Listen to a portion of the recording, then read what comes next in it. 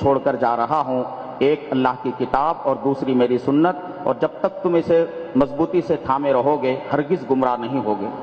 وأعداء الإسلام لم يتوقفوا عن محاولة الطعن في الإسلام وفي السنة منذ القرون الأولى وحتى اليوم۔ جتنے دشمنان اسلام ہیں انہوں نے قرآن مجید میں اور احادیث شریفہ میں یعنی عیب نکالنے سے وہ یعنی باز نہیں آئے، حتیٰ کہ ابتدائی اسلام کی ابتدائی صدیوں میں بھی دشمنان اسلام نے قرآن و سنت کو نشانہ بنایا، لكن الله تعالى لن يضيع دينه۔ لیکن اللہ تبارک و تعالیٰ نے ان کی کوششوں کو ناکام کیا اور اپنے دین کی اللہ نے حفاظت فرمائی۔ وقد قال في كتابه إنا نحن نزلنا الذكر وإنا له لحافظون۔ قرآن مجید میں اللہ نے فرمایا کہ بے شک ہم ہی نے قرآن کو نازل کیا ہے اور ہم ہی اس کے محافظ ہیں۔ ومن هذا الحفظ أن الله عز وجل يسخر العلماء الكبار لبيان الحق ولدفع شبهات المبطلين۔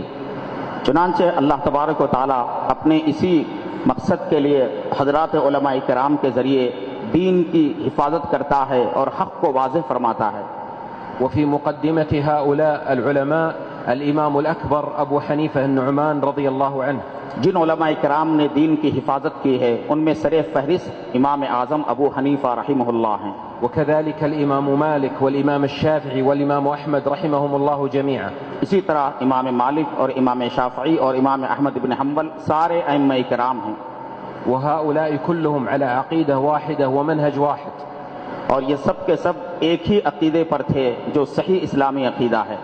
وليس بينهم خلاف، ان حضرات کے درمیان آپسی عداوت یا کسی قسم کی دشمنی نہیں تھی، إلا في بعض الفروع العملية التطبيقية۔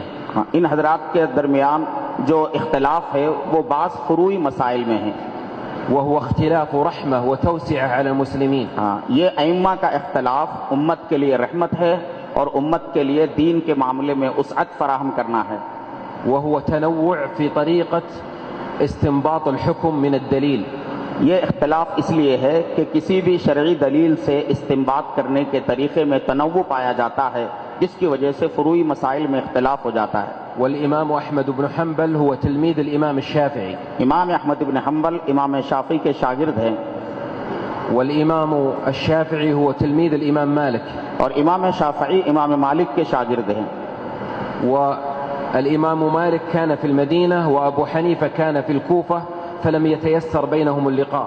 امام مالک رحمہ اللہ مدینہ منورہ میں رہتے تھے اور اسی زمانے میں امام ابو حنیفہ کوفے میں رہا کرتے تھے، اتفاق سے دونوں کی ملاقات نہیں ہو سکی۔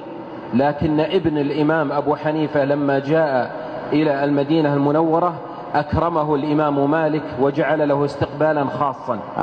جب امام ابو حنیفہ کے فرزند مدینہ منورہ تشریف لائے تو امام مالک رحمہ اللہ نے ان کا بہت زیادہ اکرام فرمایا۔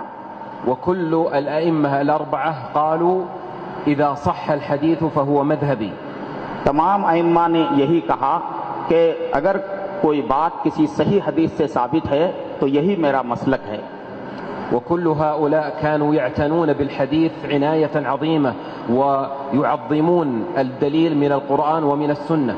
یہ سارے کے سارے ائمہ کرام احادیث کا بہت زیادہ لحاظ فرمایا کرتے تھے اور ان سبوں نے یعنی احادیث کو اور قرآن کو ترجیح دیا ہے۔ وقد وضعوا قواعد لاستنباط المسائل من النصوص۔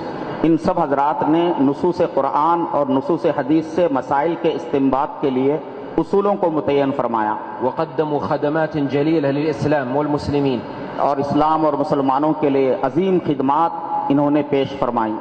فالواجب علينا أن نترحم عليهم جميعا وأن ندعو لهم بالمغفرة والرضوان۔ ہماری ذمہ داری ہے کہ ہم ان تمام ائمہ کرام کا احترام کریں اور ان کے لیے مغفرت کی دعا کریں۔ وكذلك كل علماء الإسلام من الفقهاء والمحدثين۔ اسی طرح جتنے علماء اسلام ہیں، فقہا ہیں، محدثین ہیں، یہ سب کے سب ہمارے محسن ہیں اور ان کا اکرام کرنا ہماری ذمہ داری ہے۔ منذ القرون الأولى وحتى اليوم، یعنی ابتدائی صدیوں سے لے کر اب تک ان کی خدمات ہمارے لیے مشعل راہ ہیں۔ وكل من قدم خدمة للإسلام والمسلمين سواء بالوعظ أو بالتعليم أو بالتأليف أو بالتحقيق فكل هؤلاء يستحقون الاحترام۔ جتنے خدام اسلام ہیں کسی بھی طریقے سے جنہوں نے دین کی خدمت کی ہو، چاہے تعلیم کے راستے سے یا تبلیغ کے راستے سے یا نشر و اشاعت کے راستے سے، یہ سب کے سب دین کے خدام ہیں اور ان کا احترام کرنا ہماری ذمہ داری ہے۔ لا يجوز أن يكون اختلاف المذاهب الفقهية سببا لاختلاف المسلمين۔ فقہی مسالک میں جو اختلاف ہے وہ اختلاف مسلمانوں میں عداوت کا ذریعہ نہ بنے، اس کی وجہ سے مسلمان آپس میں ایک دوسرے سے دشمنی نہ کریں۔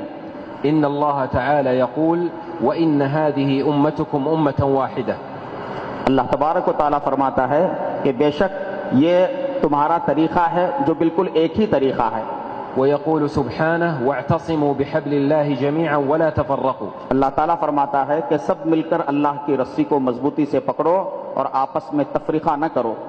إننا في هذا الوقت الذي كثر فيه الفتن والحروب واستهداف المسلمين أحوج ما نكون إلى الاجتماع والائتلاف والمرحمة۔ اس وقت جبکہ فتنوں کا دورہ ہے اور خانہ جنگی کی صورتحال ہے اور امت مسلمہ بہت زیادہ خانوں میں بٹ رہی ہے، ہمیں سب سے زیادہ جس بات کی ضرورت ہے وہ یہ کہ ہم اپنی صفوں میں اتحاد پیدا کریں اور اپنے شیرازے کو بکھرنے نہ دیں۔ والبعد كل عن